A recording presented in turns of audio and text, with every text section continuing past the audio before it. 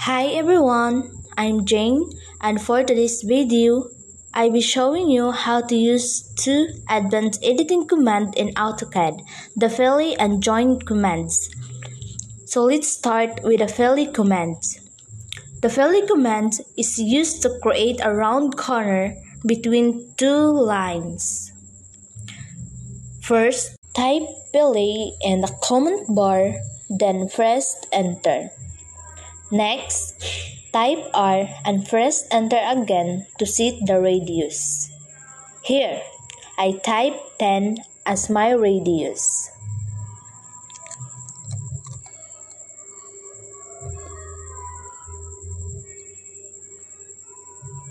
Then, I click the first line and the second line, and there, it automatically creates a smooth curved edge, perfect if you want a rounded shape like see this part? It used to be sharp corner but now it's rounded. That's why the fill command worked very easy and useful. Hi everyone, I'm Jane, and for today's video, I'll be showing you how to use two advanced editing commands in AutoCAD, the fill and join commands. So let's start with the fill command.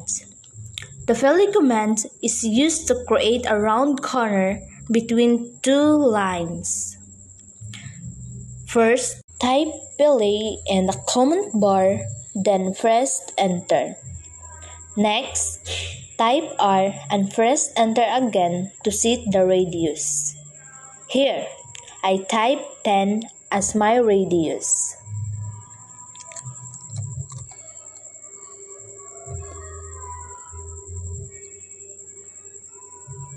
Then, I click the first line and the second line, and there, it automatically creates a smooth curved edge, perfect if you want a rounded shape like see this part? It used to be sharp corner but now it's rounded. That's why the fill command worked very easy and useful.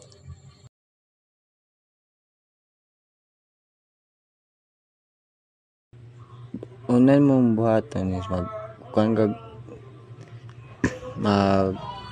hanggang linya padung sa ubos na 30 angle then i-type mo siya 80 mo na tong length sa isometric.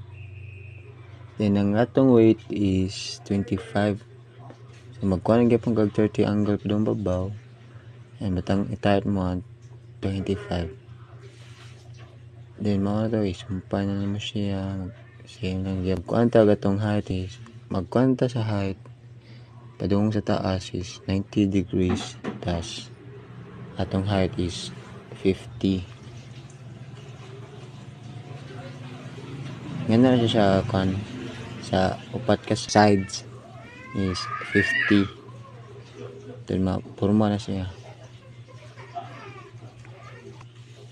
Pinduton mo diri sa babaw. Na ano siya then arrow tas tunga tas pinduton mong isometric sa kilid tas sa mid ikuha mo sa center na type kag 40 kay nga nakadaka atong circle. Tas copy lang nimo. Copy tas i-click nimo ang circle. Tas i-click mo na then right click ka sa middle. Nanay magawas linya para padung sa other line dos babaw tas nay magawas na green. Mao na siya. Same lang gyapon sa atong gibuhat kaniha. Butang gyapon ta atong pinduton gyapon atong arrow gamay tas sa tunga isometric tas butan to diri sa center og 20 kada ka na circle. Niguman na to pinduton mong copy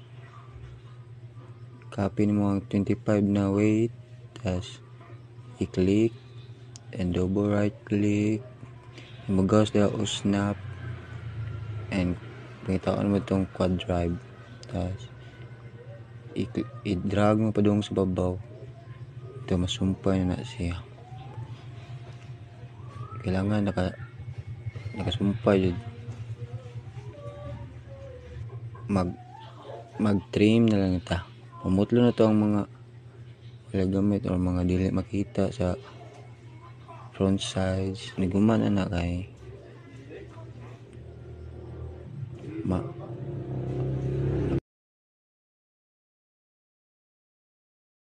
I am Teacher Linghawa from Group 1. And karon sir, ako day itudlo ang words explain yung sa pagbuhat o orthographic sa CAD. First sir, pinduton mo line, tas imong backlist then isukod imo ra itype kung pila sukod imong ganahan. So ang kuan diri is 30.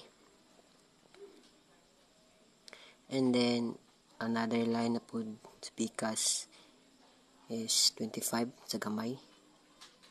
Ang height day na sir is 50 ang length kay 80 ang width 20. Then sunod sir, same process yapon mo kag line dito sukod mo kuan until mabuo nimo kung unsang object. And sunod sir, kanang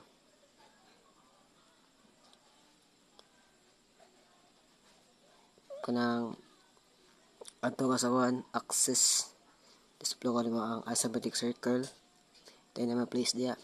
If ganahan ka i-copy nimo, one tap sa click and double right click it obvious not this yung may copy. Then sunod magsugod na kag sunod same process yapon sir kanang sa circle sa kilid.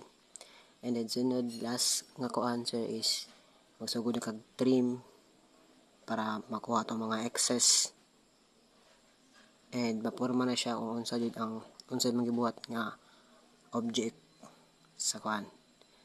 And then tarugon nimo siya og alin line para di siya manglapas. And then dapat imo jud siyang i-trim og mayo kay naray uban nga excess. So, mga to sir, thank you.